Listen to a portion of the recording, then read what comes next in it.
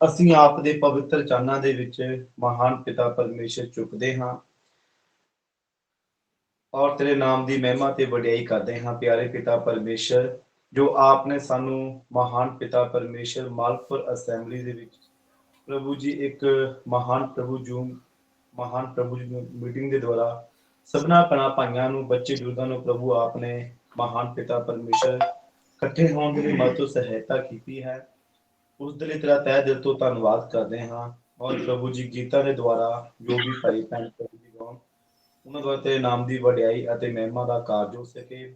ਜੋ ਪਿਤਾ ਪਰਮੇਸ਼ਰ ਤੇਰਾ ਦਾਸ, ਤੇਰਾ ਸੇਵਕ, ਜੋ ਤੇਰੇ ਵਚਨ ਨੂੰ ਲੈ ਕੇ ਮਹਾਨ ਪਿਤਾ ਪਰਮੇਸ਼ਰ ਪ੍ਰਭੂ ਜੀ ਮਹਾਨ ਪਿਤਾ ਪਰਮੇਸ਼ਰ ਬੈਠੇ ਤਾਂ ਪਿਆਰੇ ਪ੍ਰਭੂ ਜੀ, ਬਲਕਿ ਉਹ ਆਪ ਨਾ ਬੋਲੇ ਪ੍ਰਭੂ, ਤੇਰਾ ਆਤਮਾ ਉਸ ਉੱਤੇ ਆਵੇ ਅਤੇ ਪਿਤਾ ਪਰਮੇਸ਼ਰ ਜਿਸ ਤੋਂ ਮਹਾਨ ਪ੍ਰਭੂ ਜੀ ਅਸੀਂ ਅਣਜਾਣ ਹਾਂ, ਜੋ ਸਾਡੇ ਵਿੱਚ ਕਮੀਆਂ ਨੇ, ਉਹ ਪ੍ਰਭੂ ਆਪਣੇ ਵਚਨ ਦੇ ਦੁਆਰਾ ਸਾਡੇ ਵਿੱਚ ਦੂਰ ਕਰ, ਤਾਂ ਜੋ ਪਿਤਾ ਪਰਮੇਸ਼ਰ ਉਸਦੇ ਮੁਖੋਂ ਸੁਣ ਕੇ ਮਹਾਨ ਪਿਤਾ ਪਰਮੇਸ਼ਰ ਉਸਦੇ ਅਨੁਸਾਰ ਚੱਲਣ ਵਾਲੇ ਬਣ ਸਕੀਏ ਅਤੇ ਤੇਰੇ ਨਾਮ ਦੀ ਮਹਿਮਾ ਔਰ ਵਡਿਆਈ ਕਰ ਸਕੀਏ। ਆਪ ਦੇ ਦਾਸ ਨੂੰ ਅਤੇ ਮਹਾਨ ਪ੍ਰਭੂ ਜੀ ਭਾਈ ਜਗਦੇਵ ਕੁਮਾਰ ਨੂੰ, ਪਿਤਾ ਪਰਮੇਸ਼ਰ ਸਾਰੇ ਭੈਣਾਂ ਭਾਈਆਂ ਨੂੰ, ਇਸ ਸਭਾ ਨੂੰ ਹੁਣ ਤੋਂ ਲੈ ਕੇ ਆਖਰ ਤੱਕ ਤੇਰੇ ਪਵਿੱਤਰ ਹੱਥ ਵਿੱਚ ਦਿੰਦੇ ਹੋਏ ਇਹ ਬੇਨਤੀ ਪ੍ਰਾਰਥਨਾ ਆਪਣੇ ਮੁਕਤੀ ਦਾਤਾ ਪ੍ਰਭੂ ਯੀਸ਼ੂ ਮਸੀਹ ਦੇ ਨਾਮ ਚ ਮੰਗਦੇ ਹਾਂ। ਸੁਣੋ ਤੇ ਕਬੂਲ ਕਰੋ ਪਿਤਾ ਜੀ। आमीन। हम सभी जितने भी भाई बहन अलग अलग स्थानों से जो जुड़े हुए हैं, उन सब का इस महिलपुर मंडली के बीच में आपका स्वागत करते हैं। खास तौर पर हमारे प्रिय भाई राजेंद्र रजवाड़ का, जो हमारे साथ झारखंड से जुड़ चुके हैं, उनका भी स्वागत करते हैं। और भी जो अलग अलग जगह से, अंबाला से और कहीं से जुड़े हुए हैं, उनका भी हम इस मंडली में स्वागत करते हैं। प्रभु उन सबको आशीष दे ताकि प्रभु के नाम की महिमा हो सके। अभी हम प्रभु की महिमा के लिए गीत गाएंगे, भजन गाएंगे। हमारे बीच में सबसे पहले हम अनमोल परिवार से प्रभु की महिमा का गीत सुनेंगे। अनमोल, तू मेरा ते मैं यीशु तेरा, मैं तेरा धन्यवाद करा। तू मेरा ते मैं यीशु तेरा, मैं तेरा धन्यवाद करा। मेरे नाल कीतियां सब भलाइयां लई, मैनू जो तू दित्तियां सब चंगियाइयां लई। मेरे नाल कीतियां सब भलाइयां लई, मैनू जो तू दित्तियां सब चंगियाइयां लई। मेरे दिल विच लाया है तू डेरा, मैं तेरा धन्यवाद करा। मेरा ते मैं यीशु तेरा, मैं तेरा धन्यवाद करा। ओके, एक होर असी यीशु मेरे गुनाह लई, दित्ती तू जान यीशु मेरे गुनाह लई। चुक लई तू सूली मोढे मेरे सजावां लई, चुक लई तू सूली मोढे मेरे सजावां लई। दूर कीता मेरे दिल दा हनेरा, मैं तेरा धन्यवाद करा। तू मेरा ते मैं यीशु तेरा, मैं तेरा धन्यवाद करा।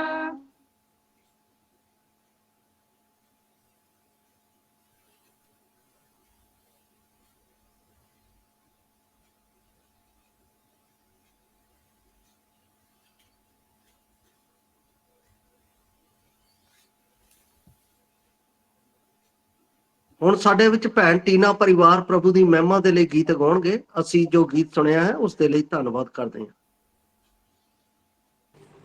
ਸਾਰਿਆਂ ਨੂੰ ਜੈ ਮਸੀਹ ਦੀ। तेरा प्यार है महान, तेरा प्यार है महान। मैं जो पहले मुर्दा था, तूने डाली मुझ में जान। तेरा प्यार है महान, तेरा प्यार है महान। मैं जो पहले मुर्दा था, तूने डाली मुझ में जान, क्यों ना बोलूं फिर मैं तेरी जय जयकार, क्यों ना बोलूं फिर मैं तेरी जय जयकार, जय जयकार जय जयकार। तूने मेरे लिए क्या कुछ ना किया, मेरी सूरत बिगड़ी थी, मेरा जे दिल था खाली, तूने सींचा खून से ताकि आए हरियाली, मेरी सूरत बिगड़ी थी, मेरा जे दिल था खाली, तूने सींचा खून से ताकि आए हरियाली, क्यों ना बोलूं फिर मैं तेरी जय जयकार, क्यों ना बोलूं फिर मैं तेरी जय जयकार, जय जयकार जय जयकार। तूने मेरे लिए क्या कुछ ना किया, आई जीवन में खुशी पाई अब दी जिंदगी, तू है जिंदा शाफिया, तूने जे मुझको दी, आई जीवन में खुशी पाई अब दी जिंदगी, तू है जिंदा शाफिया, तूने जे मुझको दी, क्यों ना बोलूं फिर मैं तेरी जय जयकार, क्यों ना बोलूं फिर मैं तेरी जय जयकार, जय जयकार जय जयकार। तूने मेरे लिए क्या कुछ ना किया। सारियां जय मसीह दी।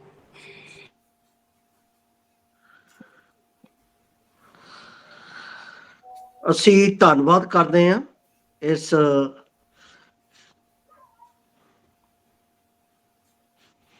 ਸੁੰਦਰ ਗੀਤ ਦੇ ਲਈ। ਹੁਣ ਸਾਡੇ ਵਿੱਚ ਪ੍ਰਭੂ ਦੇ ਸੰਦੇਸ਼ ਦਾ ਸਮਾਂ ਹੈ। ਸਾਡੇ ਵਿੱਚ ਭਾਈ ਰਜਿੰਦਰ ਰਜਵਾੜ ਜੋ ਕਿ ਝਾਰਖੰਡ ਦੇ ਵਿੱਚ ਪ੍ਰਭੂ ਦੀ ਸੇਵਾ ਕਰਦੇ ਨੇ, ਪ੍ਰਭੂ ਦੇ ਦਾਸ ਨੇ। ਅਸੀਂ ਉਹਨਾਂ ਦਾ ਇਸ ਮੰਡਲੀ ਦੇ ਵਿੱਚ ਇੱਕ ਵਾਰ ਫੇਰ ਸਵਾਗਤ ਕਰਦੇ ਹਾਂ। ਅਸੀਂ ਉਹਨਾਂ ਦੇ ਰਾਹੀਂ ਪ੍ਰਭੂ ਦੇ ਸੰਦੇਸ਼ ਨੂੰ ਸੁਣਾਂਗੇ, ਜਿਸ ਦਾ ਸਾਡੇ ਕੋਲ ਵਿਸ਼ਾ ਹੈ ਸਾਨੂੰ ਇੱਕ ਦੂਸਰੇ ਦੀਆਂ ਗੱਲਾਂ ਨੂੰ ਸਹਿਣ ਕਰਦੇ ਹੋਏ ਪ੍ਰਭੂ ਵਿੱਚ ਅੱਗੇ ਵਧਣਾ ਹੈ। ਮੈਂ ਬੇਨਤੀ ਕਰਾਂਗਾ ਸਾਡੇ ਵਿੱਚ ਭਾਈ ਰਜਿੰਦਰ ਰਜਵਾੜ ਪ੍ਰਭੂ ਦਾ ਸੰਦੇਸ਼ ਦੇਣਗੇ। ਇਸ ਤੋਂ ਪਹਿਲਾਂ ਕਿ ਉਹ ਪ੍ਰਭੂ ਦਾ ਸੰਦੇਸ਼ ਦੇਣ, ਮੈਂ ਬੇਨਤੀ ਕਰਾਂਗਾ ਅਭਿਸ਼ੇਕ ਕੁਮਾਰ ਸਾਡੇ ਵਿੱਚ ਨੂਰਪੁਰ ਤੋਂ ਅਭਿਸ਼ੇਕ ਕੁਮਾਰ ਉਹ ਪ੍ਰਾਰਥਨਾ ਕਰਨਗੇ। हे मेरे महान सशक्तिमान पिता परमेश्वर, आप ਦਾ ਧੰਨਵਾਦ ਕਰਦੇ ਹਾਂ ਪਿਤਾ ਜੀ, ਤੁਸੀਂ ਹੁਣ ਤੱਕ ਸੰਭਾਲ ਕੇ ਰੱਖਿਆ ਪਿਤਾ ਜੀ। ਇਸ ਸ਼ਾਮ ਦੇ ਵੇਲੇ ਪਿਤਾ ਜੀ ਸਾਨੂੰ ਜ਼ੂਮ ਮੀਟਿੰਗ ਦੇ ਰਾਹੀਂ ਪਿਤਾ ਜੀ ਜੁੜਨ ਦੇ ਲਈ ਮਦਦ ਕੀਤੀ। ਆਪ ਦਾ ਧੰਨਵਾਦ ਕਰਦੇ ਹਾਂ ਪਿਤਾ ਜੀ। ਵਿੱਚ ਗੀਤ ਕਰਦੇ ਹਾਂ ਜੋ ਪਿਤਾ ਜੀ ਹੁਣ ਦੇ ਮੁਖ ਤੋਂ ਸੰਦੇਸ਼ ਸੁਣਨਾ ਹੈ ਪਿਤਾ ਜੀ, ਆਪਣੀ ਆਤਮਾ ਦੀ ਅਗਵਾਈ ਦੇ ਨਾਲ ਪਿਤਾ ਜੀ ਆਪਣੇ ਦਾਸ ਨੂੰ ਚਲਾਉਣਾ ਪਿਤਾ ਜੀ, ਤਾਂ ਜੋ ਉਹ ਸਾਡੇ ਵਿੱਚ ਪਿਤਾ ਜੀ ਆਪ ਦਾ ਪਵਿੱਤਰ ਸੰਦੇਸ਼ ਰੱਖ ਸਕਣ ਅਤੇ ਉਹ ਸਾਡੇ ਜੀਵਨਾਂ ਵਿੱਚ ਘਰ ਕਰ ਸਕੇ ਪਿਤਾ ਜੀ। ਆਪਣੀ ਕਿਰਪਾ ਦਇਆ ਕਰਨੀ ਇਸ ਮੀਟਿੰਗ ਵਿੱਚ ਜਿੰਨੇ ਜਨ ਜੁੜ ਸਕੇ ਉਹਨਾਂ ਲਈ ਆਪ ਦਾ ਧੰਨਵਾਦ। ਆਪ ਦੇ ਦਾਸ ਨੂੰ ਪਿਤਾ ਜੀ ਸਾਰੇ ਜੁੜਨ ਵਾਲਿਆਂ ਨੂੰ ਪਿਤਾ ਜੀ ਆਪ ਦੇ ਹੱਥਾਂ ਵਿੱਚ ਸੌਂਪਦੇ ਹੋਏ ਮੰਗਦੇ ਹਾਂ ਪ੍ਰਭੂ ਯਿਸੂ ਮਸੀਹ ਦੇ ਨਾਮ ਵਿੱਚ, आमीन आमीन। भाई राजेंद्र रजवाड़, आपका समय अभी शुरू होता है। 8:55 तक आपके पास समय है। जी जी, मेरी आवाज सब कैसे है? ठीक है, यस। ओके। जय मसीह, जय मसीह सबको, जय मसीह सभी भाई बहनों को जय मसीह की। ये क्या ही बहुत ही अच्छा समय है और कुछ लोगों को मैंने पहले भी देखा है लग रहा। यस और यस ये हरदीप भाई से मुलाकात है क्या? ऐसा लग रहा है। अच्छा, चलो ठीक है। मुझे खुशी है आप लोग के साथ इस तरह से मीट में मिलने के लिए, और वो भी परमेश्वर का जीवित वचन को लेकर आने के लिए प्रभु ने सहायता किया है। 8:55 तक है ना भाई? यस 8:55 तक हम लोग आपके साथ में रहेंगे और ये इस आत्मिक संदेश में जीवित परमेश्वर के उस जीवित वचन के साथ हम लोग इधर पाए जाएंगे। और इसलिए हम सबका स्वागत करते हैं और प्रभु यीशु मसीह के जीवित नाम में हम सबको जय मसीह कहते हैं। और निश्चित रूप से परमेश्वर की आशीष हम सब लोगों को मिलेगी और ऑलरेडी परमेश्वर ने हम सब लोगों को आशीष से भर दिया है। और जब उसने हमारे पापों को क्षमा किया और स्वर्गीय वारिस हमें बना दिया है और कितने सारे निमित्तें हमें दे दी है, तो आज हम लोग सांस ले पा रहे, ये भी एक बहुत बड़े आशीष का एक भाग है और इसके लिए हम लोग प्रभु को धन्यवाद देते हैं। आज जैसे हमारा विषय है और उस विषय के आधार पर हम लोग आगे बढ़ेंगे और जैसे कि हम लोग जानते हैं आज का विषय हमारा है एक दूसरे की बातों को सहन करके और मसीह में आगे बढ़ने के लिए है। ये भी मसीह जीवन में इसका भी एक बहुत बड़ा स्थान है, सहना। जबकि आज जिस परिवेश में हम लोग रहते हैं उसमें ज्यादातर लोग, अधिकतर लोगों को आप ये कहते हुए सुनेंगे कि भैया हम ईंट का जवाब पत्थर से देंगे। और ऐसा करने के लिए सब लोग तैयार रहते हैं। और क्या हम कम है क्या? है ना, हम कम नहीं है। और ये वाक्य आपको चौक चौराहों से लेकर के घर बाजारों में भी, यहाँ तक कि कई बार कलीसियाओं में भी देखने के लिए मिलेंगे और परिवार में भी देखने के लिए मिल जाते हैं। किसी का सहने के लिए है नहीं। हम क्यों सहेंगे? हमारी पढ़ाई उससे ज्यादा है, हमारी कमाई उससे ज्यादा है, हमारा उद्धार पहले मिला है, मैं बड़ा हूं, मैं सीनियर हूं। और तो इस तरह की कई एक सारी ऐसी बातें हैं और जो सब लोग एक दूसरे का जवाब देने के लिए हमेशा तैयार रहते हैं, चुप नहीं रहना चाहते हैं, बर्दाश्त नहीं करना चाहते। तो ये फॉर्मूला संसारिक है, ये संसार की दस्तूर है। झुकेगा नहीं, है ना, झुकेंगे नहीं, ये संसार की ओर से है। बर्दाश्त नहीं करेगा, क्षमा नहीं करेगा, वगैरह वगैरह। ये सारे चीज जो फॉर्मूला है ना, एक बार हमें उकसाता है कि हम चुप ना रहे, हम जवाब दे। हर बातों का हम जवाब दे करके सामने वालों को चुप करने के लिए, और यही तैयारी से चलते हैं। परंतु हम लोग जो प्रभु के लोग हैं, जो प्रभु के संपर्क में आते हैं, हमारे लिए परमेश्वर ने हमें मैनुअल के तौर पर, हमारा नियमावली के तौर पर परमेश्वर ने अपना वचन दिया है और उसका वचन जीवित वचन है। हम जब यीशु को प्रभु बोला है तो हम उसके संतान हो गए। हम उसके संतान जब हो जाते हैं तो उसके परिवार का एक सदस्य बन जाते हैं, राजकीय घराने के सदस्य हो गए। तो राजकीय घराने का सदस्य हो करके, इसको राजकीय घराना अगर बोलने से ये थोड़ा सा जमता नहीं है, है ना, इसको सब लोग समझ नहीं पाते। अगर इसी को इंग्लिश में बोलेगा तो सब लोग समझ जाएगा। इंग्लिश में इसको बोलते रॉयल फैमिली, हम लोग रॉयल फैमिली से है भैया। तो जब रॉयल फैमिली, अच्छा ये रॉयल फैमिली वाला बात मैं नहीं बोल रहा हूँ, ये स्वयं परमेश्वर ने लिखित तौर पर दिया। पहला यूहन्ना, है ना, 1:2 का आप 9 में पढ़ लीजिए, उसमें दे दिया है। राजकीय घराने से हम लोग ताल्लुक रखते हैं। तो जब उस घराने में हमें अडॉप्ट कर लिया गया है तो उस घराने के चाल चलन को, उस घराने के रीति रिवाज को, उस घराने के तौर तरीका को और जीने का एक लाइफ स्टाइल को जीने के लिए दरकार है। अभी मसीह में है तो हम नई सृष्टि है, सारी पुरानी बातें बीत गई है, अब देखो सब कुछ नई हो गई है। तो ये नयापन के साथ में हमें चलने के लिए दरकार है। तो इस कड़ी में आज का जो वचन है कि हम एक दूसरे को सहते हुए आगे बढ़े, इसमें परमेश्वर की महिमा होगी, उन्नति होगी। तो इस विषय को हम लोग देर ना करते हुए आइए हम लोग सबसे पहले जो वचन को देखकर आरंभ करेंगे। आइए हमारे साथ में निकालेंगे कुलुसियों की पत्री, हम लोग निकालेंगे। ये कुलुसियों की पत्री, उसका 3रा अध्याय हम निकालेंगे और उसका 13, कोलोसियंस चैप्टर 3 एंड वर्स 13। तो यहाँ पर ऐसा लिखा हुआ है, और यदि किसी को किसी पर दोष लगाने का कोई कारण हो तो एक दूसरे की सह लो और एक दूसरे के अपराध क्षमा करो, जैसे प्रभु ने तुम्हारे अपराध क्षमा किए वैसे ही तुम भी करो। मेरे प्रिय भाई बहन लोग, याद रखिएगा, जब ये विषय को लिया गया है तो इस विषय को समझने के लिए आपको सबसे पहले इसका बैकग्राउंड को समझना होगा। जब सहने की बात आती है तो इसका मतलब है कि एक व्यक्ति अकेला नहीं है, यहाँ पर उसके साथ में कोई ना कोई है। हो सकता है उसके साथ में अकेला हो कोई व्यक्ति, उसके या फिर एक झुंड हो, एक ग्रुप हो, एक समूह हो, और ये दो गुटों के बीच में होने वाली कुछ बात का हम जवाब कैसे दें और किस प्रकार से हमारी एक विश्वासी होने के नाते प्रक्रिया होगी, ये बात को सीखने के लिए एक व्यक्ति दूसरे व्यक्ति के मन को दुखित करता है, ठोकर खिलाता है या फिर गुस्सा दिलाता है, क्रोधित कर देता है, और हो सकता है कि मेरे मन के हिसाब से कुछ नहीं हो रहा है, मैं तो चाह रहा था दूसरा चीज और तीसरा चीज हो गया इधर। तो कई सारी बातें हमारे मन के हिसाब से जब नहीं होता है तो कई बार हमारे मन में नाना प्रकार का एक विकृति आती है। कई बार गुस्सा लगने लगता है, कई बार उसका जवाब देने के लिए मन होता है।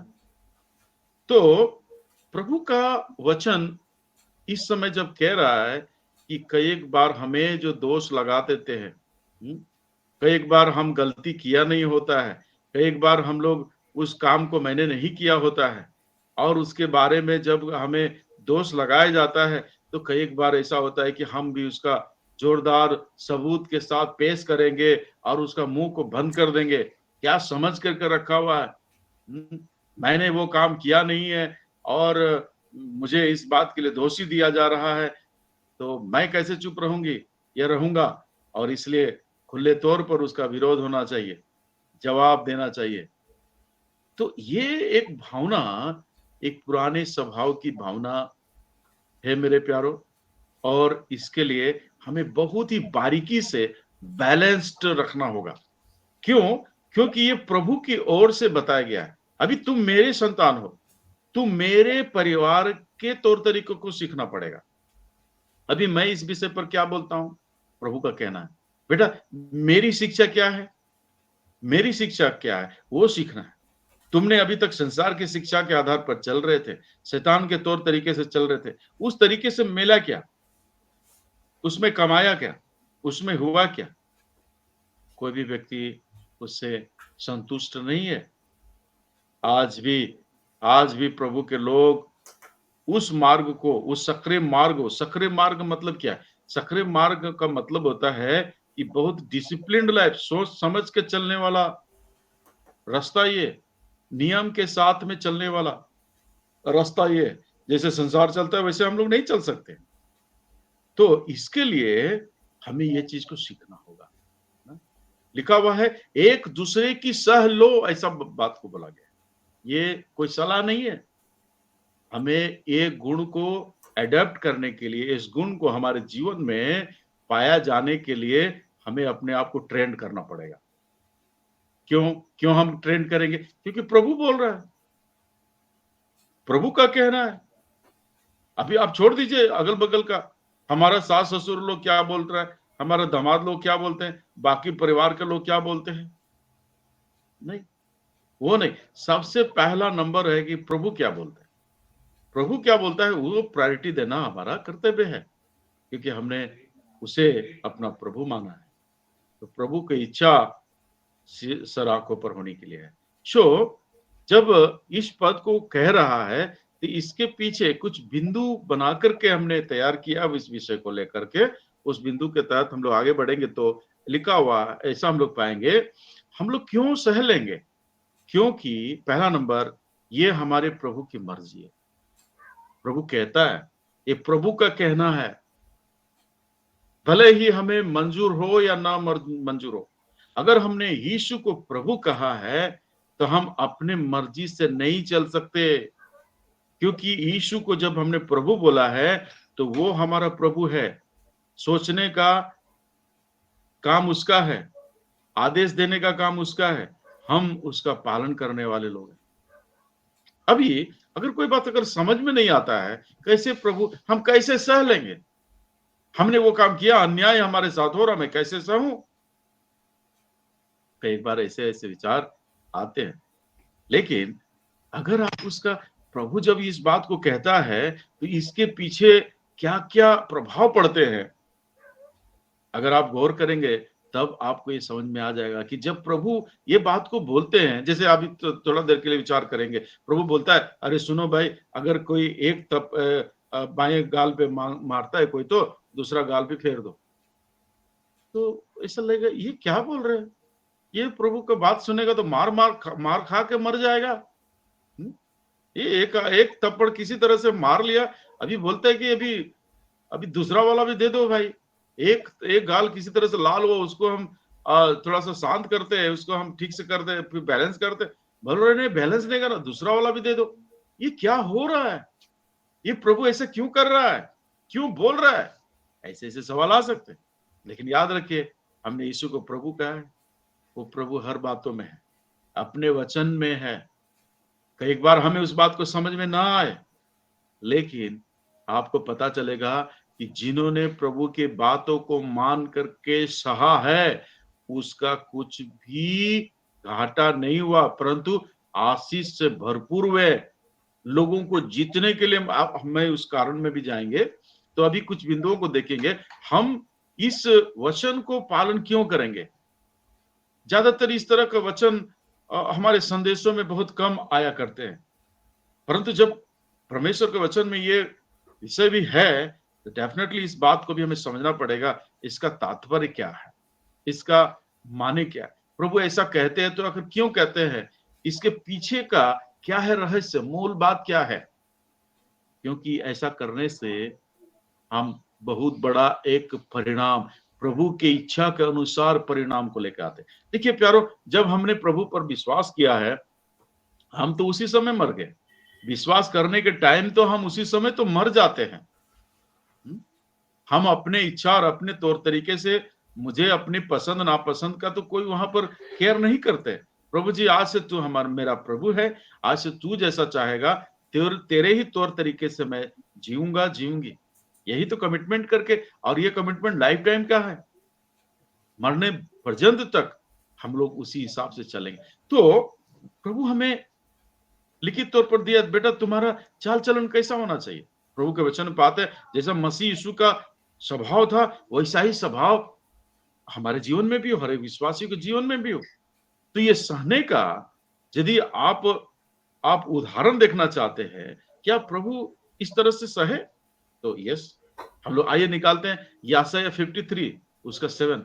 याशाया 53 उसका 7 यदि हम लोग निकालेंगे तो वहां पर इस प्रकार की एक वाक्य हुई है, और कई एक सारे उदाहरण पड़ा। उसमें से चुनिंदा पदों को मैं आपके सामने रख देना चाहता हूं।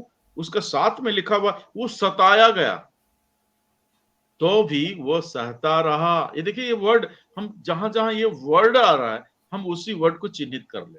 अभी देखिए इधर, वो तो भी वो सहता रहा और अपना मुंह ना खोला।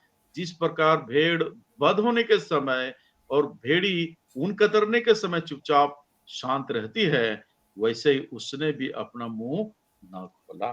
देखो, अभी आप कहेंगे कि भाई मैं क्यों चुप रहूं? तो इसलिए चुप रहेंगे क्योंकि प्रभु की ये मर्जी है और प्रभु ने चुप रह करके दिखाया है।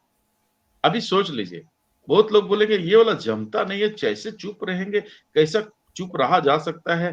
तो मेरे प्यारो, हम अपने अपने जिंदगी के बारे में थोड़ा सा टटोलने की कोशिश करें, थोड़ा जांच करने की कोशिश करें कि हम चुप रहने के लिए, बर्दाश्त करने के लिए हम चाहते नहीं है, हम किसी का सहना नहीं पसंद करते।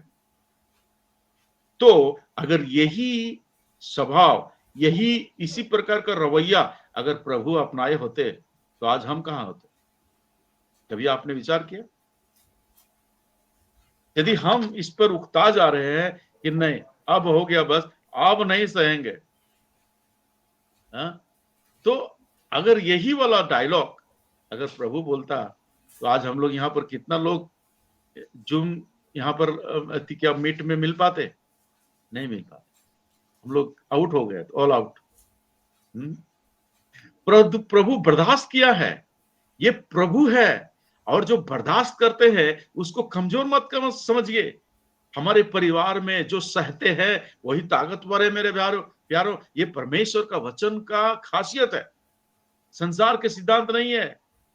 ये जो ताकतवर है, बाहुबली, हर बातों में ईंट का जवाब पत्थर से दे, बाहुबली है। नहीं नहीं भाई, अंदर रह जा।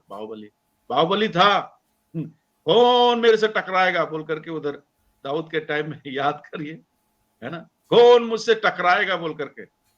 अरे भाई, इस प्रभु के आर्मी के हम लोग सैनिक है ना भैया, आदमी से टकराने की दरकार नहीं है। एक छोटा नाला का छोटा पत्थर, 5 पत्थर में से एक ही पत्थर उठा करके दिया, बोला एक काम कर, हम लोग से टकराने की दरकार नहीं। पत्थर से थोड़ा सा टकरा के देखा, क्या हो गया? ये पत्थर ढेर कर दिया। अरे भाई, ये टक्कर वाला बात छोड़ दीजिए। हम लोगों का जीवन में ना बहुत सारे लोग प्रभु यीशु मसीह को देख करके और उसके बारे में सुन करके बोलते कितना बेचारा था ना, देखो बेचारा को, उसको क्रूस पे टांग दिया, बेचारा। अरे कई सारे लोग ऐसे भी बोलते हैं, अरे वो अगर परमेश्वर होता, देख दे भाई, अगर ये आपका परमेश्वर होता तो उधर काहे के लिए ऊपर टंगा हुआ, उधर नीचे उतर जाना चाहिए था। मैं उनको बोलता, भैया अगर वो नीचे उठ जाते ना तो हम लोग आज टंगे होते, और बिना लाभ का हम लोग सब लोग टंग गए होते अभी तक। ये भाषा चलेगा ना, ये हिंदी है। आज अगर प्रभु उतरे होते तो आज हम लोग सब लोग टंगे होते, और इसका कुछ भी वैल्यू नहीं होता, इसका कुछ भी किसी को फायदा नहीं होता। इसलिए कि आज प्रभु यीशु मसीह उस क्रूस पर लटके, उसने अपना जान दे दिया, इसके लिए आज हम लोग नीचे उतरे हुए हैं और वहां पर प्रभु के साथ में जाने के लिए तैयारी कर रहे हैं मेरे प्यारों। तो ये सहने वाला कमजोर नहीं होता, याद रखिएगा।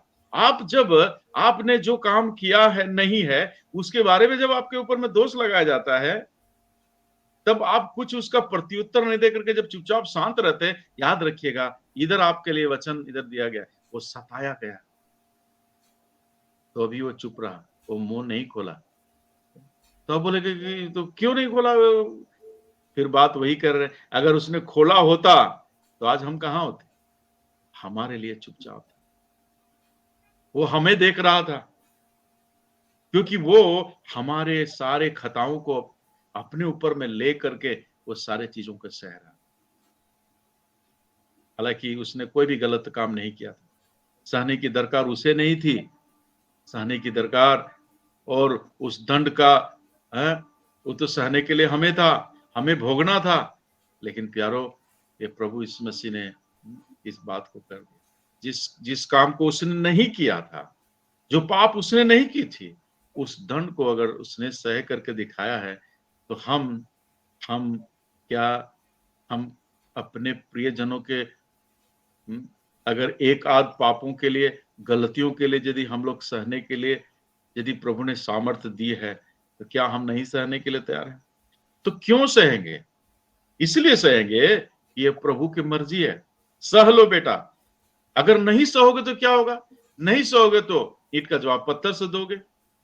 उसने एक बात कहा, हम 2 बात उसको दे सकते हैं, और इससे क्या होगा? हमारे बीच के रिश्ते खराब हो जाएंगे। और प्रभु बोलता है, बेटा अगर हमारे सह लेने से रिश्ते अगर बने रहते हैं, तो एक बार नहीं सहने के कारण से परिवार टूट करके बिखेर गए, और इतने बिखेर गए भाई बहनों कि फिर से उसके समेटना बहुत मुश्किल हो गया। लाइफ टाइम तक फिर उसको समेटा नहीं जा सका। कई बार छोटी छोटी शक, छोटा छोटा बर्दाश्त नहीं करने के कारण से, कई बार प्यार को जगह ही नहीं देते, प्रेम का कोई जगह ही नहीं है, हमें तुरंत इसका जवाब चाहिए, कभी वेट नहीं करते, धीरज का तो जगह ही नहीं है, प्रतीक्षा का तो कोई जगह ही नहीं है।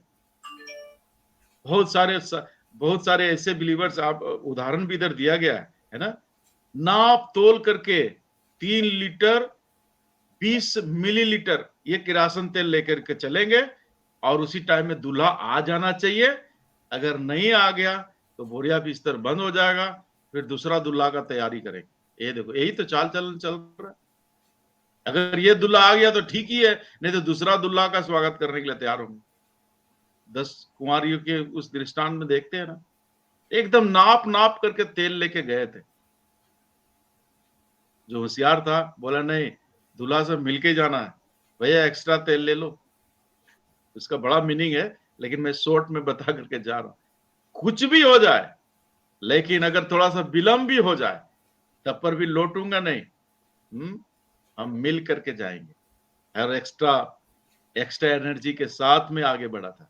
हम कितना एनर्जी के साथ में प्रभु के पीछे चलने का निर्णय लिया। सब कुछ अगर भला भला रहे तो बोलो जय मिलकर जय बोल करके ये गीत गाना, तो 36 नंबर का गीत कोई भी गा सकता है।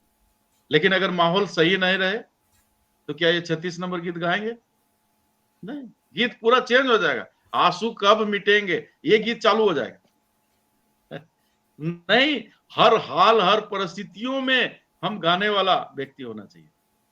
ये इसका मजा कब, जब प्रभु बोला मैं तुम्हें बोलता आनंदित रहो, मैं फिर कहता आनंदित रहो, वो उन भाई बहनों के लिए ये पद है जो भाई बहन लोग प्रभु के तौर तरीके से अपने आप को सजाने का काम कर रहे हैं। अगर नहीं सजा रहे हैं ना, तो प्रभु को 14 सवाल पूछेगा। प्रभु बोलेगा अरे बाबू लोग आनंदित रहो, मैं दोबारा फिर कहता हूं फिर से आनंदित रहो। तो प्रभु बोला अरे भाई मैं सुना हूं, आप पहले भी बोला आनंदित रहो और बार बार आप बोल रहे आनंदित रहो, लेकिन आपको पता नहीं आनंदित कैसे रहेंगे। इतना महंगाई है, स्कूल फीस बाकी है, इतना बेरोजगारी बढ़ रहा है, इतना चारों तरफ घोटाले हो रहे, कहां से कौन से एंगल से आनंदित रहे भैया? एक बार हम अपना लिस्ट प्रभु के सामने दिखा देते, लेकिन मैं इस विषय पर ऐसा ही कहने के लिए चाहता हूं कि कई बार प्रभु ने हमें क्या नहीं दिया है इसका लिस्ट हम बना लेते तुरंत। प्रभु ने हमें क्या क्या नहीं दिया, लेकिन दुर्भाग्य से प्रभु ने क्या क्या दिया है इसको कभी भी हम लोग लिस्ट नहीं बनाते। आज इसके लिए दुख का पलरा को हम लोग जानबूझ करके भारी बना करके चल रहे। प्रभु ने जो हमें दिया है उसका कोई तोड़ नहीं है, उसकी कोई बराबरी नहीं है, इतना दे दिया है। इस जिंदगी के बाद अनंत जीवन का जो है वारिस प्रभु ने हमें बना दिया, उसकी तुलना हम किस बात से कर सकते हैं मेरे प्यार? आइए हम उस घर को बनाएं जिस घर की नींव हमारा प्रभु ने रखा है। हम इस संसार में मूर्ख ही सही है ना, लेकिन परमेश्वर ने मूर्खों को चुना और चुन करके अपने लिए हथियार बनाए, अपने लिए गवाह बना रहा, हमें तैयार करके और हमें इस्तेमाल करके लोगों के सामने हमें प्रस्तुत कर रहा है। देखिए ये मेरा बेटा और बेटी है जिससे मैं अति प्रसन्न हूं, ये बोलने की गवाही को प्रभु बना रहे। इसलिए प्यारों, ये सहना मत सोचिएगा, ये सहना जो है ये बुजदिली की निशानी है, कमजोरी की निशानी है। नहीं, ये सहना बहादुरी की निशानी है। चाहे दुनिया वाले लोग का दस्तूर ऐसा हो सकता है, लेकिन हम दुनियादारी के दस्तूरों और सिद्धांतों के आधार पर अपने आप को तैयार नहीं कर रहे। हम अपने परमेश्वर, हमारी जवाबदेही परमेश्वर के प्रति है। परमेश्वर ने हमें चुन के अलग किया। हम परमेश्वर को जवाब देने के लिए, संसार को जवाब देने के लिए नहीं है। इसलिए हम परमेश्वर के इच्छा के अनुसार अपने आप को तैयार करें। तो इस पद के आधार पर हमने देखा कि स्वयं परमेश्वर हमारा प्रभु यीशु मसीह ने एक नमूना देकर के गया। उसकी मर्जी है कि हम सहने से क्या होता है, कई बार हम उस गरम सीन में, या फिर जब एक तरफ पूरा जो है एक अलग प्रकार का विचारधारा चल रहा है, एक क्रोधित हो सकता है कि एक माहौल है, वहां पर यदि हम चुपचाप रह जाते हैं तो कई बार हम उस आने वाले समय में जो और गंभीर जो परिस्थिति जो बनती, उसको हम लोग पूरी तरह से फुल स्टॉप कर देते, बंद कर देते। शांत हो जाइए, चुप हो जाइए। ये कमजोरी की निशानी नहीं, परंतु ये बहादुरी की निशानी है और इसमें हम परमेश्वर की इच्छा के अनुसार अपने आप को तैयार करते हैं। तो सब समय जवाब दे करके माहौल को शांत करने की कोशिश न करें, कई बार हम सह करके कोशिश करें, प्रभु जवाब देगा। देखिए, मैं आपको एक उदाहरण इसी बिंदु पर लेके जाना चाहता हूँ। आपको याद होगा पुराना नियम में, हम उस भाग को पढ़ेंगे नहीं, लेकिन आपको जस्ट हम इशारा करके मैं निकलूंगा, आगे बढ़ूंगा। मोदरके के बारे में हमने पढ़ा है। मोदरके ने राजा के जो है राजा को जो है एक बार जान बचाने के लिए एक गुप्त संदेश को पहुंचाया था। राजा को मारने के लिए एक रणनीति बनाई गई थी और उस भेद को समय रहते उसने राजा तक पहुंचा दिया था और जो है जो राजा बच गया। आप उस भाग को पढ़े होंगे, एस्तर की पुस्तक में आप पढ़ लीजिएगा। तो उसके बदले में उसको कुछ पुरस्कार भी नहीं, धन्यवाद भी नहीं दिया गया और उसने कभी ऐसा नहीं बोला, अरे ए भाई साहब सुनो जी, आप तो राजा के साथ आना जाना करते हो, कभी यार मैंने इतना बड़ा काम कर दिया यार, कुछ हमारा कुछ थैंक यू कुछ भी नहीं है यार भाई, है ये क्या हो रहा है? इतना में तो कितने सारे असरफियां दे देते थे, हमको एक वो सिक्का नहीं मिला भैया, यहाँ तक कि धन्यवाद भी नहीं मिला। आप देखो, देख लो, अगर हम चुप रहते हैं, प्रभु ने क्या बोला, अगर ये लोग चुप रहेंगे ना तो पत्थर चिल्लाएंगे, उसी तरह से अगर हम चुपचाप रहेंगे ना तो प्रभु बात करेगा। और उस दिन आप देखिएगा, एक दिन बात आया, राजा को नींद उड़ा दिया उसने, और वही पुस्तक को मंगवाया गया, इतिहास की पुस्तक, और उसने पढ़ा और पाया एक पेंडिंग काम थी, है? एक व्यक्ति भलाई करके चुपचाप रहा था, उसको कोई भी तारीफ नहीं मिली थी, और फिर परमेश्वर ने उसको याद दिलाया, अरे ये जो एक व्यक्ति जो तुम्हारा जान को बचाया, तुमने इसके लिए क्या किया? और उसने अपने लोगों को बुला करके पूछा कि जो मेरा जान बचाया था उसके बदले में क्या किया गया? बोले कुछ भी नहीं किया। अब उसके बाद जो सम्मान आई, कभी मोदरके ने सोचा होगा कि मैं आज जो काम किया हूं और जो मैं चुप रह रहा हूं उसका इतना बड़ा ताज मेरे सर पर होगा? कभी कल्पना में भी नहीं किया। मेरे प्यारो, वो चीज प्रभु चाहता है। प्रभु का मन, प्रभु जब इसे मार को खा रहे थे, कई सारे लोग सरप्राइज हो गए, अरे ये मुंह से कुछ बोलता क्यों नहीं है? एक बार चुपचाप रह करके उस जीत को हासिल कर दिया। प्यारो, आज के वचन में हम लोग ये सीखने के लिए जा रहे हैं सही ढंग से कि सब समय जवाब दे करके माहौल को चुप करने के लिए नहीं कोशिश करनी। एक बार अपनी खामोशी से सहते हुए, बर्दाश्त करते हुए आप उस व्यक्ति को, उस पूरे माहौल को, पूरे उस घटनाक्रम को जीत लेने के लिए कोशिश करिए। ये प्रभु की ओर से दिया गया एक फॉर्मूला है हमारे पास। हम आगे दूसरे बिंदु पर पहुंचेंगे। क्या है, जब हम सहते हैं तो ये हमारे नए स्वभाव को प्रदर्शित कर रहा है कि हमारा नया जन्म हो गया है और हम नए तौर तरीके से मैं बढ़ रहा हूं, इसका एक प्रदर्शन, एक सबूत दे रहे हैं। पहले क्या होता था, कुछ भी बोलते थे तो हम उसका फटाफट जवाब दे देते थे। मैं अभी जवाब नहीं दे रहा हूं।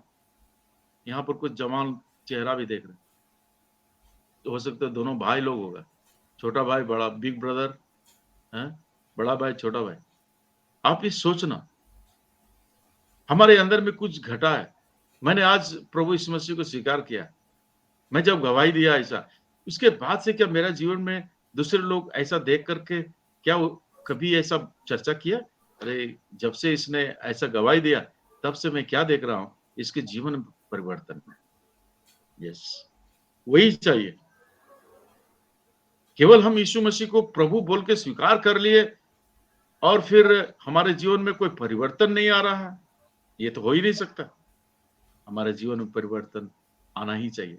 तो ये परिवर्तन का एक चिन्ह है जब हम सहते हैं।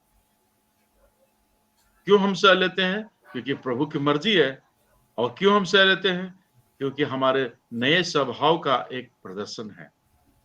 मैं अभी प्रभु के इच्छा के अनुसार, उसके तौर तरीके के अनुसार मैं आगे चल रहा हूं। उसमें क्या बताता है? सब बातें जवाब दे करके नहीं, कुछ बातें चुप रह करके भी, सह के रह करके, बर्दाश्त करके भी चलने के लिए दरकार है। आइए कुलुस्सी 6 अध्याय निकालेंगे, 6 अध्याय उसका 7 पद, कुलुस्सियों 6 अध्याय और उसका 7 पद हम लोग निकालेंगे तो नहीं कुलुस्सियों नहीं, माफ करिएगा, पहला कुरिन्थियों है, माफ करिएगा, पहला कुरिन्थियों 6 अध्याय, पहला कुरिन्थियों 6 अध्याय और उसका 7 पद।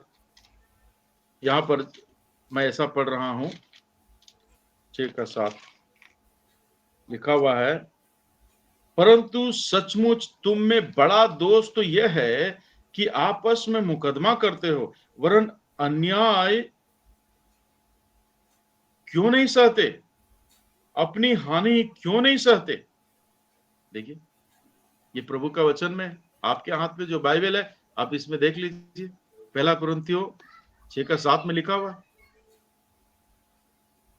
कई एक बार आप देख लीजिए, मुकदमा का वर्ड आया, दोष लगाने का वर्ड आया, तुमने ये किया, तुमने वो किया, तुम्हारा इसमें दोष है, ये गलती के पीछे तुम्हारा जिम्मेदारी है, तुमने ऐसा निर्णय लिया।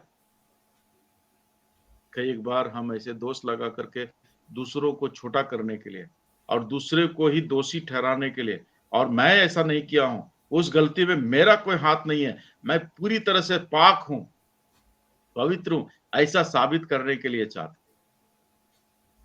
ये प्रभु का मन है। कई बार परिवारों में देखने के लिए मिलता है। कई बार हमारी पत्नी कहती है, मैं आपको पहले ही खबरदार किया था, अब भुगती है। अगर इस तरह से यदि हम लोग कहें, अगर हम लोग इस तरह से व्यवहार करें तो क्या होगा, हम टोटली एक दूसरे के साथ में नहीं है, हम लोग प्रतिद्वंदी होकर के चल रहे, और परमेश्वर कभी भी ऐसा नहीं चाहता। हाँ, हो सकता है कि हमने, पति हो या पत्नी हो, हमने अपनी राय को रखी थी और उस राय को भाई साहब ने या फिर बहन जी ने नहीं माना, तो मामला जब खराब हो जाता है तो हम ये न कहें कि आप भुगतिए, ये नहीं कह करके आप उस बात को दूसरे ढंग से प्रस्तुत कर सकते हैं। आपको पता है कि गलत हो चुका है, आप ये बोल सकते हैं, आइंदा जब भी करेंगे इस पर थोड़ा विचार करके करिए। अंगुली हमेशा उठा करके दूसरे को डैमेज करने के लिए नहीं है। इधर क्या बताते हैं, कई बार ये नहीं होने के कारण से क्या है, मैं सही हूं, मैं सच्चा हूं और मैं इस पर झुकूंगा नहीं, मेरी बात, मैं कभी भी झूठ का पक्ष नहीं लेता हूं, और नहीं झुकेंगे के चलते कारण से कलीसिया के निर्णय को भी ठुकरा दिया। अभी अदालत में केस चले जा रहे हैं। देखिए बाइबल में लिखा हुआ है, आपस में मुकदमे करते हो, केस कर देते हो, मैं सही हूं बोल करके, तुम गलत हो बोल करके। हो सकता है हमारे परिवार की कहानी हो सकती है, या हमारे कलीसिया में भी हो सकती है, या फिर कलीसिया के बाहर भी हो सकती है, एक सारे हमारे विश्वासी के साथ या फिर गैर विश्वासियों के साथ। इधर बोल रहे तुम अन्याय, तुम्हारे साथ माना कि तुम्हारे साथ अन्याय हुआ, अभी प्रभु का वचन आप क्या बोल रहे हैं, तुम अन्याय क्यों नहीं सह लेते, तुम हानि क्यों नहीं सहते। इधर सवाल दो सवाल दिया हुआ, और दोनों सवाल सहने को लेकर के ही है। प्रभु एक सवाल कर रहा है, दो सवाल इधर के, हानि क्यों नहीं सहते हो, सहने से तो डेफिनेटली हानि होगी, मैं जानता हूं, हानि तो क्यों नहीं सहते हो, ये मेरी इच्छा है कि तुम हानि सह लो। क्यों? क्योंकि तुम पहले मुझे समझो कि कौन बोल रहा है, मैं बोल रहा हूं, जो तुम्हारे सारे हानियों को भर देने के लिए सामर्थी मैं।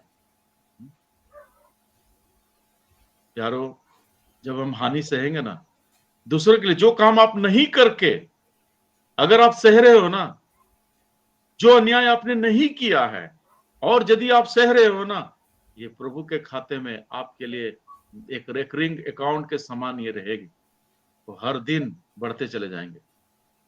यारो, आइए हम लोग सब मिलकर प्रभु को प्रसन्न करने की कोशिश करें। आप ये करके देखें, हम लोग ये करते हैं, प्रभु का धन्यवाद हो, ऐसा करने का मन हमें दिया हो, हम लोग और इसमें लगे रहेंगे ना, इसका और ज्यादा फसल हम लोग काट सकेंगे। प्रभु का प्यार हमारे परिवारों से बढ़ करके कलीसियाओं में और फिर आगे बढ़ते चले जाएंगे। ये विषय आज यही हमें सिखा रहा है। आज दूसरी बात है, ये सहने की बात कहां से होती है, याद रखिएगा। मैं चाहूंगा आप लोग बाद में पढ़िएगा, बहुत ही गंभीर विषय ये वाला। देखिएगा पहला कुरिन्थियों 6 अध्याय का जो मैंने 7 पद पढ़ा, 7 के बाद वाला पद को 10 तक पढ़ लीजिएगा, इवन 11 तक। मैं सरसरी निगाह में बस जस्ट थोड़ा सा हिंट्स मैं आपको दे दे रहा हूं। क्या लिखा हुआ है?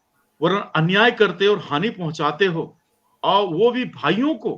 क्या तुम नहीं जानते कि अन्यायी लोग परमेश्वर के राज्य के वारिस ना होंगे? धोखा ना खाओ, न बेश्यागामी, न मूर्ति पूजक, न पर स्त्रीगामी, न लुच्चे, न पुरुषगामी, न चोर, न लोभी, न पियक्कड़, न गाली देने वाले, न अंधेर करने वाले परमेश्वर का राज्य के वारिस होंगे। और तुम में से कितने ऐसे ही थे, परंतु तुम प्रभु यीशु मसीह के नाम से और हमारे परमेश्वर के आत्मा से धोए गए और पवित्र हुए और धर्मी ठहरे। देखिए, ये जो सहने का विषय को लेकर के जब समझाते हुए आगे बढ़ा, तो यहां पर कई सारे पाप कर्म के लिस्ट को दे दिया। मैं जब इस पर गौर करने लगा तो एक बात प्रभु ने स्पष्ट रीति से समझाया इधर, कि सहने की बात क्या होती है। सहना का एक ब्राइड मीनिंग होता है। ब्राइड मीनिंग का मतलब होता है अपने, इसमें 2 प्रकार का मैं मीनिंग को बताना जा रहा हूं। देखिए, आपके साथ में अन्याय हुआ और आपको लग रहा था कि मैं ये किया नहीं हूं, मैं इसको हंगामा करूंगा और मैं सिद्ध कर दूंगा कि मैं सच था, मैं कोई गलत नहीं किया। ठीक है, और इसमें पवित्र आत्मा बोलता है, बेटा अगर तुम ऐसा करते हो तो एक माहौल खराब हो जाएगी और प्रभु के जो परिवार के लोग हैं ना, तितर बितर हो जाएंगे। अभी तू बता क्या करना मांगता है। गलती उसने की है, मैटर को उन्हें नहीं समझ पाया, गलत फहमी में वो मैं, तुम्हारी आंखें खुली हुई है, तुम क्या करोगे? थोड़ा सा अगर तुम शांत रहोगे ना, तो उस माहौल को दूसरे ढंग से उसको शांत किया जा सकता है और गलती को भी उजागर करके उसको सही ढंग से उसका निपटारा किया जा सकता है। तुम यदि हुड़दंग करके यदि करोगे तो ये नतीजा होगा। अभी देखो क्या करना चाहते। एक विश्वासी होश में रहेगा तो बोलेगा, नहीं प्रभु ठीक है, मैं सह लेता हूं, मैं चुपचाप रहता हूं। चलो, ये हो गया सहना। दूसरा प्रकार का सहना क्या होता है? हम जिस शरीर में रहते हैं ना, वो शरीर एक प्रकार से बहुत सारा चीजों को डिमांड करता है, हमें चाहिए होता है और हमें मिलता नहीं है, और इसलिए हमें बर्दाश्त करने के लिए होता है, हमें अपने आप को वश में करने के लिए होता है। एक दूसरा मीनिंग यहां पर मैं ये भी देख पा रहा हूं, वश में मैं नहीं कर सकता, मेरी अपनी ये बाउंड्री है और इस बाउंड्री को मैं क्रॉस नहीं करूंगा। अभी देखिए, मेरे पास में पैसा की कमी घटी आ रही है, मेरे बहुत सारे अरमान थे, मैं उन सारे अरमानों को नहीं पूरा कर पा रहा हूं, तो मेरे लिए क्या ऑप्शन बच रहा? अभी मैं उस अरमान को यदि जीवित रखना चाहता हूं तो मुझे चोरी करना पड़ेगा। मैं इस शरीर के भाव को यदि मैं पूर्ति करना चाहूंगा तो मुझे गलत तरीका अख्तियार करना होगा। ये बोलते हैं कि तुम बर्दाश्त करो बेटे, तुम अपने आप को रोक लो, तुम्हारे लिमिटेशन को तुम जानते हो। और ये बहुत सारा जो है ना, धोखे वाली बातें इधर दिया हुआ, एक लुभाने वाली बात। उनको लग रहा है कि हम ऐसे ऐसे रास्ते से चल करके अपने आप को सेटिस्फाइड कर लेंगे। आप तो सेटिस्फाइड हो जाओगे, तेरी चोरी कर लिए, पैसा भर गया, क्या ये सोल्यूशन हो गया? अब प्रभु की बारी है, प्रभु को क्या मुंह दिखाएंगे? गलत तरीके से हमने अपना बुद्धि लगा करके, पैसा की कमी थी, मेरा मुंह लटका हुआ था, मैं थोड़ी सी उल्टी सीधी कर दी, पैसे आ गए, मुंह मेरा सीधा हो गया। क्या हो गया? मामला रफा दफा हो गया। अब ये मुंह को प्रभु के पास में ले पाएंगे, ले जा पाएंगे? नहीं, लज्जित होना पड़ेगा। ठीक है, उससे अच्छा है हमारा मन टूट जाए। बहुत सारे अरमान थे, उसको रहने दीजिए, प्रभु के समक्ष रखें। अगर वो नहीं हुआ तरीके से, कोई बात नहीं, मैं जिस परिस्थिति में हूं उसी परिस्थिति में संतोष रह करके हम आगे बढ़े। हम अपने आप को मारे कूटे और अपने वश में रख लें, परंतु हम परमेश्वर के परिवार को और परमेश्वर के मंदिर को हम दूषित ना करने पाए। हमने नहीं किया। ये आपकी जीत है, ये हमारी जीत है। हमने अपने आप को वश में रह करके और प्रभु के वचन के आधार पर उस मर्यादा में रह करके मैंने पालन किया, मैंने नियम को नहीं तोड़ा। हाँ मेरे पास नहीं है, मेरे पास इतना ही है। कुछ लोग बोले अरे उसके पास तो इतना है और तेरे पास इतना। हाँ भाई मैं गरीब हूं, चलो आगे बोलो। अब बहुत सारे लोग बोला अरे हम लोग के पास में 33 करोड़ है, आपके पास कितना? हमने बोला भाई एक ही है। तो बोला अरे यार कितना गरीब है। बोले अरे ऐसे देखते हो? ऐसे देखते हो? जिसके पास एक है तो वो क्या गरीब हो गया? तो मैंने उसको पूछा तेरा बाप कितना है रे? उसका तो 4-5 तो है, तेरा? ना मेरा एक ही तो है। तो बोले तू ही तो गरीब है रे भाई। सब में तुम लोग मैंने रिकॉर्ड बनाने के चक्कर में रहते हो। सब में रिकॉर्ड चाहिए, बाप को भी, पत्नी को। बहुत सारे लोग इधर इधर पत्नी, कितना पत्नी है? नहीं एक पत्नी, और एक बहुत गरीब आदमी है यार, बहुत गरीब है। क्यों? तुम्हारा कितना? मेरा 3 है, बाहर वाली, घर वाली, अभी बीच वाली भी है। भाई बहुत अच्छा, मुबारक हो तेरी। ये सब कर लो, लेकिन देखिए प्रभु क्या बोल रहा है, मैं ये पाई हिसाब लूंगा मैं तेरा। इसलिए ऐसा नहीं करके क्या लिखा हुआ है, हम संतोष रहे, हम अपने आप को वश में रखें, हम सहें, मुंह खोल करके। आप अपने आप को सिद्ध ना करते हुए, परंतु हम प्रभु को काम करने के लिए मौका दें। प्यारो, ये है सहने की बात। सहने वाले लोग समाधान करने वाले लोग होते हैं। मत सोचिए कि वो कमजोर होते हैं। तीसरी बात, हम जल्दी में, ये हमारी गवाही को भी पुष्ट करता है, गवाही को बुलंदी में पहुंचाता है। ये प्रभु की इच्छा भी है, हमारे नए स्वभाव का प्रमाण है, और एक मसीह गवाही हमारी गवाही को मजबूती प्रदान करता है। हमारी गवाही, हम बार बार बोल बोल करके जब जवाब देते हैं, और हम लोग एक बार चुपचाप रह करके उस सोल्यूशन के पीछे जाते हैं ना, गवाही हमारी बनती है। लूका 6 अध्याय उसका 46, लूका 6 अध्याय 46 अगर पढ़ेंगे तो उसमें मिलेगा, जब तुम मेरा कहना नहीं मानते। देखिए कितना फ्रेंडली बात कर रहा है प्रभु। जब तुम मेरा कहना नहीं मानते तो क्यों मुझे हे प्रभु कहते? अभी देखो भाई, आपको लग रहा है ये कठिन, तो फिर मेरे को प्रभु क्या के लिए बोल रहे? प्रभु भी बोल रहे हो लेकिन मानेंगे नहीं। एक आदमी बोला हे गुरु, और पांव में गिर गया। बोले क्या रे? उठ जा उठ जा उठ जा। तो उसको उठाया, बोले क्या बोल रहा? नहीं मैं चाह रहा था कि स्वर्ग राज्य का वारिस बन जाऊं। अभी तक जितना काम किया ना, मुझे लगता है कि वही वाला काम थोड़ा पेंडिंग रह गया। तो बताइए ना, उसमें वारिस बनने के लिए क्या करेंगे? तो बोला अरे तो तुम माता पिता का बात मानो, और ये सब जो है, सब चोरी नहीं करना, ये सब मत करो, बदमाशी कुछ ना करो। बोले नहीं ये वाला हल्का वाला नहीं, कुछ भारी वाला बताओ। ये वाला बचपन से करता आ रहा हूं, कुछ ठोस मोटा मोटी वाला बताओ तो उसमें आएगा, मजा आएगा। तो बोला हाँ तो ऐसा वाला चाहिए, तो काम करो, तो अपना सारा संपत्ति बेच दो और मेरे पीछे हो जाओ। और मेरे पीछे चलने वाले को तो देख रहे हो, मछली रोटी तो खा रही है। तो बोला नहीं ये थोड़ा सा ज्यादा भारी हो गया। लिखा उधर मुंह लटका करके घर चला गया। बाइबल में एक ही उदाहरण है, पर धनी व्यक्ति जो प्रभु के पास में गुरु बोल करके, अच्छा वो गुरु बोलने के पीछे उसका मकसद था क्या? अरे जब तुम मुझे गुरु बोल रहे हो तो तुम अपने आप को शिष्य बोल रहे हो। जब मेरा आदेश को तुम यदि मानते नहीं हो तो मुझे काहे के लिए गुरु बोला? इसका मतलब ये जो बोले हो उस बोली में ताकत नहीं है, ये फरेबी बोली है। कई बार हम लोग भी प्रभु को प्रभु तो बोल देते हैं, प्रभु तू तो प्रभु है, लेकिन मैं आपका मानूंगा नहीं, मैं अपना ही इच्छा करूंगा, मैं अपने हिसाब से चलूंगा, तेरे मर्जी से नहीं चलूंगा। प्रभु ने हमें बुलाया मेरे प्यारों, अपना सल्तनत बनाने के लिए। आप और हम जैसे पत्थर को, आप अपने परिवार के लोगों को देख लीजिए, कितने सारे लोग दिग्गज लोग पड़े हुए थे, उनमें उनके बीच में से हम लोग नालायक लोग आज प्रभु के दरबार में गीतों को गाते हुए प्रभु की महिमा कर रहे। एक छोटा ये बात नहीं है प्यारो, इसलिए हम लोग प्रभु को धन्यवाद दें। हम लोग 3 बिंदुओं को मुख्य रीति से देखा है, प्रभु सहायता करें।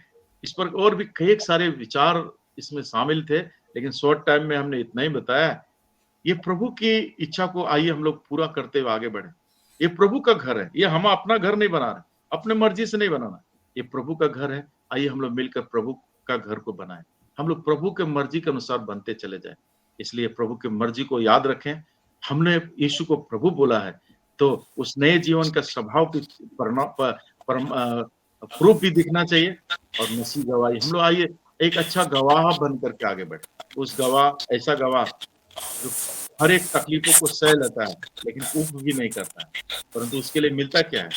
मिलता प्रभु की ओर से शाबाशी मिलती है। धन्य मेरे विश्वास जोग दास। आइए ये पाने के लिए प्रभु हम सब लोगों को आशीष दे और इस छोटे से वचन के द्वारा से प्रभु हम सब लोग को आशीष दे। धन्यवाद।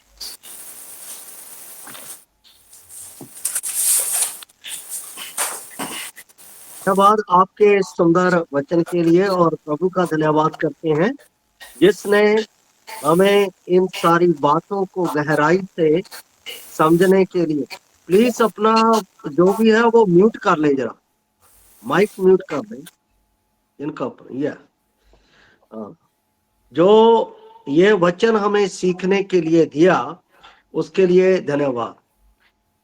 3 बातें भाई ने इसमें बड़े सुंदरता से बताई हैं और सबसे बड़ी बात है जो सहते हैं वो ताकतवर होते हैं और ये हमारे प्रभु के चरित्र से हमें पता चलता है कि वो सब कुछ सहता हुआ सर्वशक्तिमान परमेश्वर था।